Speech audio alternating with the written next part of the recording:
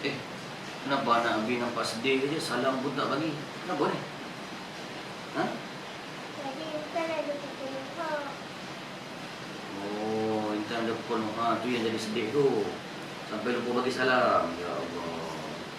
Okey, macam ni. Sesuatu benda kat dunia ni, Nuha, terjadi mesti ada sebab. Jadi maknanya mesti ada sebab kenapa Intan dia pukul Nuha. Cuba ingat balik. Pasal apa? Semalam tu Nuha ada pukul Intan. Oh, Nuha ada pukul Intan. Oh, maknanya Nuha pernah buat salah kat dia lah. Jadi hari ni dia balas balik, begitu? Sekarang bila dia dah balas balik, seolah-olah dah seri satu sama lah, betul? Betul. Maknanya padan tak dia buat benda tu pada Nuha? Memang padan tak? Patut tak dia buat macam tu tadi? Patut. Okey, sekarang bila dah satu sama, dah seri, Nuha kena menang. Nak menang ke nak kalah? Menang. Okey, kalau nak menang, Abi bagi cadangan. Nak dengar tak cadangan Abi? Okey, macam ni. Pergi sekolah esok. Nuha nak menang kan? Ya.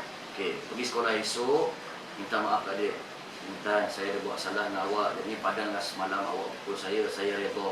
Saya minta maaf tau. Bila Nuha dah mulakan minta maaf, sebenarnya Nuha menang. 2-1 sekarang. Faham ke tak faham? Faham. Betul faham? Betul. Boleh buat esok? Boleh. InsyaAllah. Okey.